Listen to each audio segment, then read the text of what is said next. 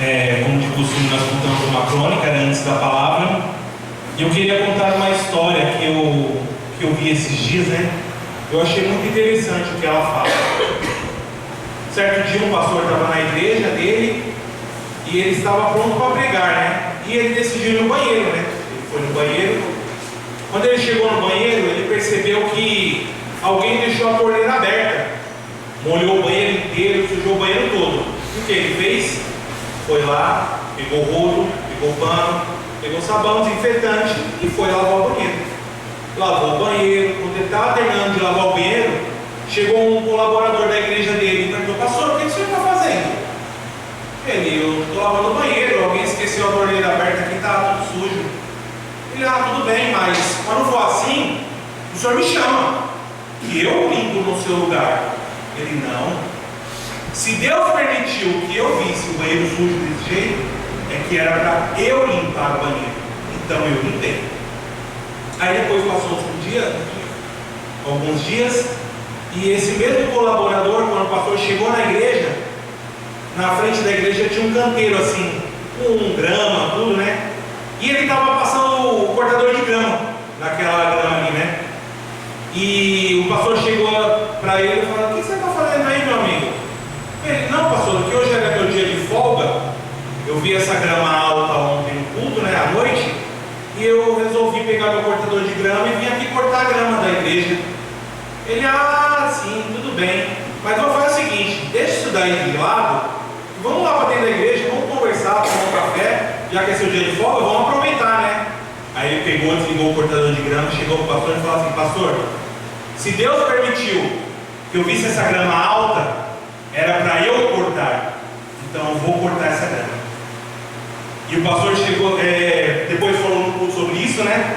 E ele falou assim: interessante que a gente tem mania de terceirizar nossas coisas. A gente vê algo errado e fala: outra pessoa arruma. Ou se não chama alguém: arruma isso aqui para mim. Sabe? Ele tem mania de fazer essas coisas, sabe? Ou procrastinar. O que é procrastinar? Você ver algo e deixar para depois. Você ver algo errado e fala assim: depois eu arrumo, depois eu faço, deixa para depois, sabe? E o interessante também disso é que o pastor poderia falar sobre isso no culto, mas o exemplo dele fez com que aquele jovem fizesse algo diferente. Porque ele falara assim: não terceirize suas coisas, mas ele não praticar aquilo que ele fala, é totalmente diferente. Porque tudo aquilo que é falado aqui no altar, os pastores, os obreiros, eles vivem aquilo que eles pregam. Por isso que eles pregam aquilo que é passado aqui por Deus. Porque se ele não vivesse aquilo, ele não poderia pregar. E assim temos que ser na nossa vida, sabe? Em tudo que nós vamos a dar exemplo, nós temos que ser o primeiro a fazer. Não só dar o exemplo daquilo que é para ser feito, mas sim ser os primeiros a fazer aquilo. Não deixar para depois, não deixar para outra pessoa fazer, sabe? Ser o exemplo dentro da sua casa. Às vezes você fala para o seu filho: não faz coisa errada, mas você é o primeiro a fazer.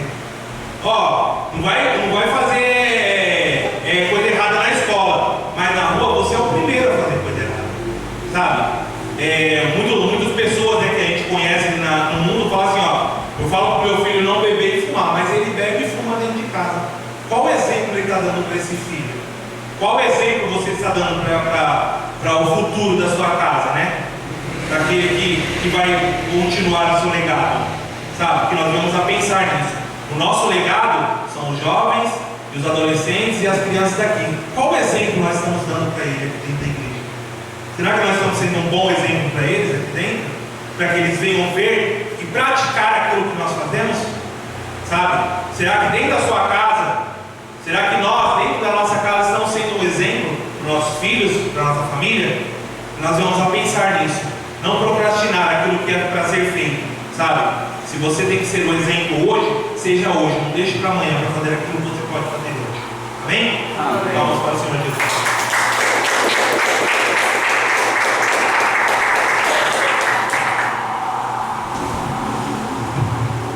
Boa noite, igreja bonita, aqui do Senhor. Boa noite. Queria que vocês abrissem a palavra em Romanos 8. Que o Senhor esteja, meu Pai, abençoando cada coração, cada mente. que está sendo preparado no terreno fértil a receber tua palavra, Senhor. Que o Senhor possa, meu Pai, dar esclarecimento, entendimento, para que eles possam ouvir e colocar tudo em prática aquilo que é ensinado. O Senhor primeiro pregou para mim e hoje agora eu estou passando esta pregação ao povo da tua casa de oração, ó Deus. Então que venha se cumprir, meu Pai, as tuas palavras, porque o próprio Senhor Jesus fala que as palavras deles não voltam atrás. Então nós vamos guardar no nosso coração e colocar em prática tudo aquilo que é ensinado. Por isso, desde já eu te louvo e eu te agradeço, porque eu já creio na convicção de um culto maravilhoso, cheio de bênçãos e de vitórias. Em nome do Deus que é Pai, Filho e Espírito Santo. Amém e amém. Graças a Deus. Muito obrigada, Jesus. E é isso aí. Hoje a pastora foi tocada para pregar sobre a carne, né? A nossa natureza, a nossa carne, a natureza humana. E como nós estamos agora num período difícil, né? Todos os anos a gente passa por esse período, que é o carnaval. A gente sabe que o carnaval é a festa da carne. E nós precisamos muito se resguardar, muito orar, muito se dedicar, fazer o retiro espiritual como nós vamos fazer, para estarmos ainda orando e percebendo por este mundo que está perdido, por tantas coisas que acontecem no carnaval, tantos jovens, tantas pessoas que se engravidam, tantos lares destruídos, e é uma desgraça. E os centros espíritas, como a pastora Ana Paula falou no domingo, ele já está fechado, porque a festa é do diabo e ele já está atuando aí na rua, em todo canto, em todo lugar. Então que nós possamos, sabe, trabalhar a nossa carne, sabe, refletir na palavra de Deus, tudo que ele fala. E eu vou estar até passando aqui umas passagens para nós fazermos a reflexão, para depois nós entrarmos na palavra. E lá em Mateus 26, 41, o próprio Jesus Cristo, lá em Getsemane, quando ele foi orar, pediu para os discípulos orarem com ele, e quando ele foi, voltou, estava dormindo, e aí ele disse isso aqui para os discípulos, e hoje nós que somos discípulos dele, ele está falando conosco hoje. A mesma palavra que ele falou quando ele ainda era vivo, estava aqui na terra, e ele falou para os discípulos dele. E ele disse assim: vigiai e orai. Então é isso que nós vamos fazer. Nós vamos vigiar e vamos orar. Para quê? Para que não entreis em tentação.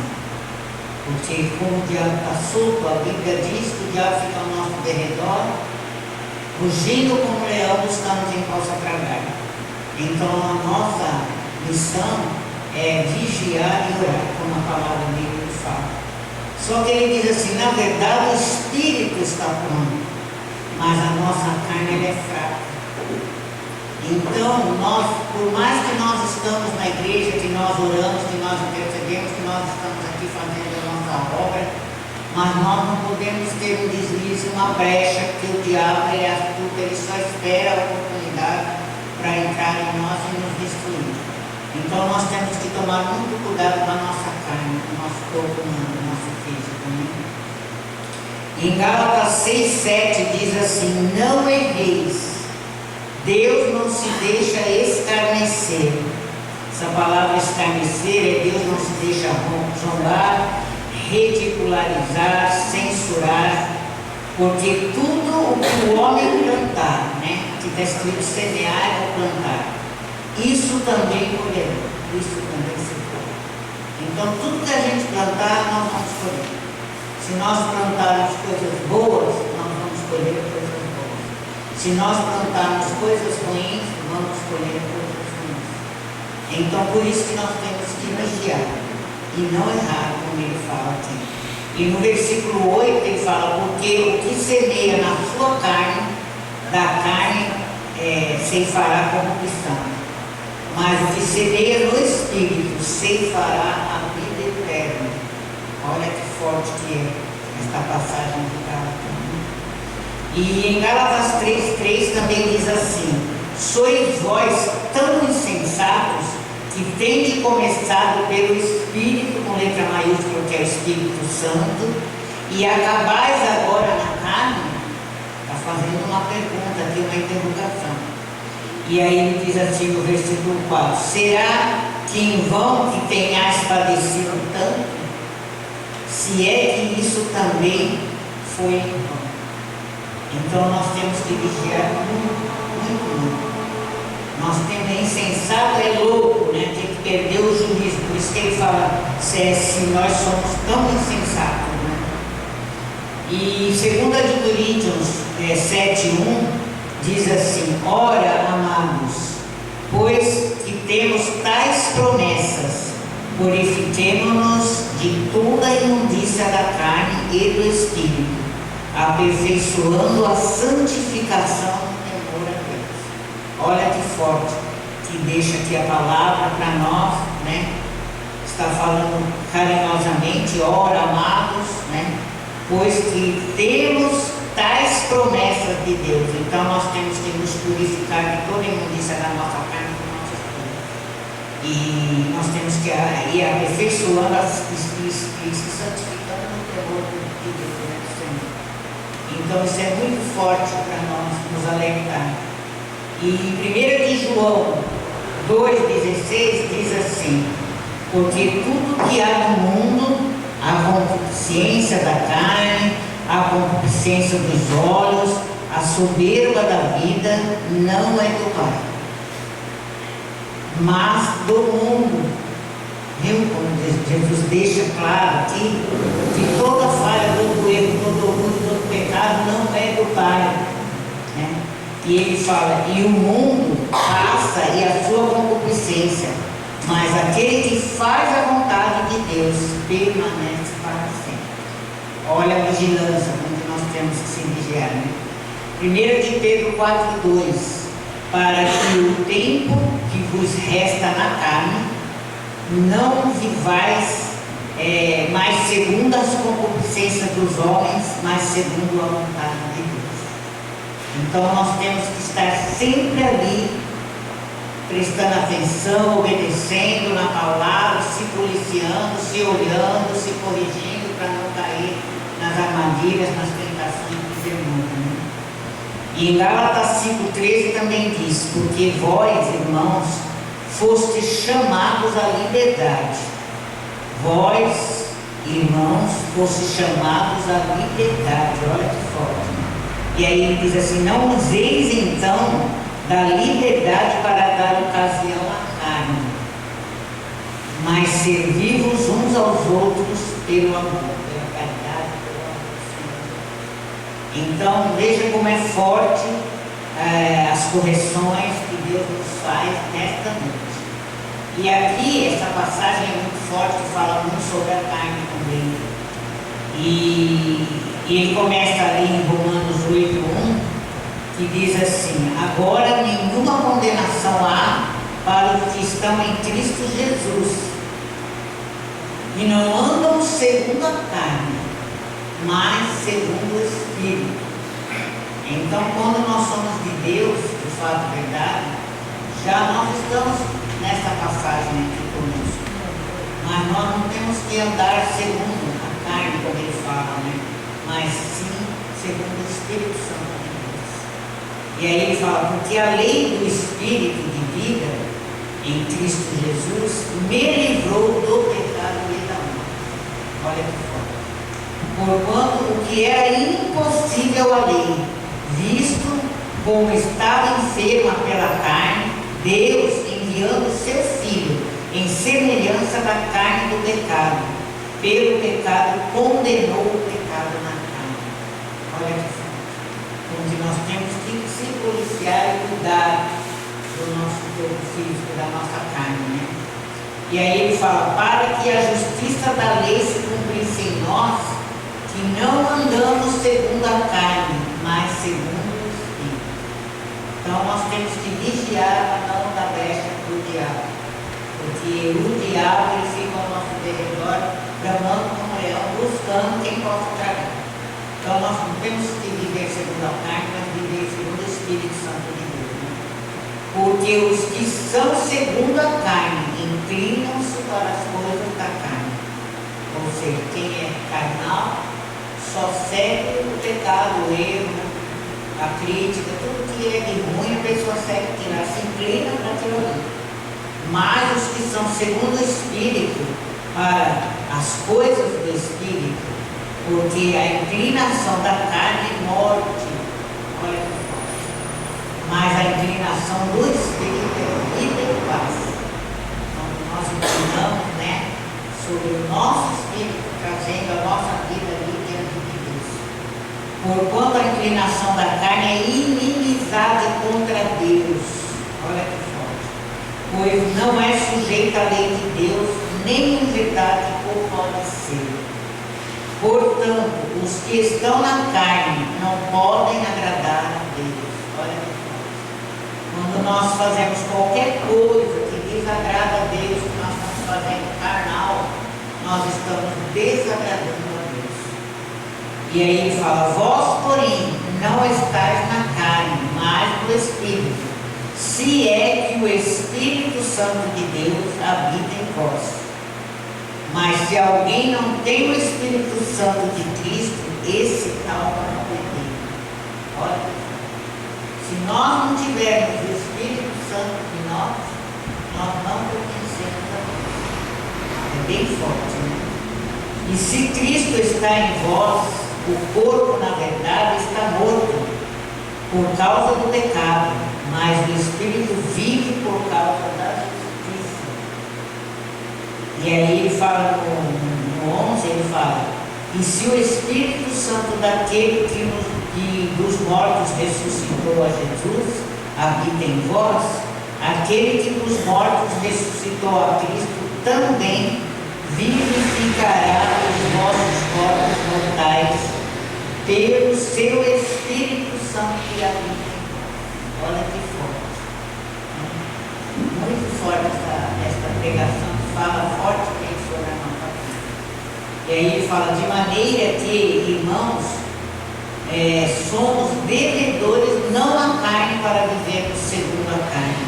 Porque se vivermos segundo a carne, morrerei, mas se pelo Espírito mortificarmos as obras do corpo, porque todos os que são guiados pelo Espírito de Deus, esses são filhos de Deus. Olha que coisa linda. Porque não recebestes o espírito de escravidão, para outra vez estardes em temor, mas recebestes o espírito de adoção, de filhos, pelo qual chamamos Abba Pai. Olha que coisa linda e maravilhosa. Que é nós sabermos que nós temos um Pai maravilhoso e nós chamaremos de Pai. Né?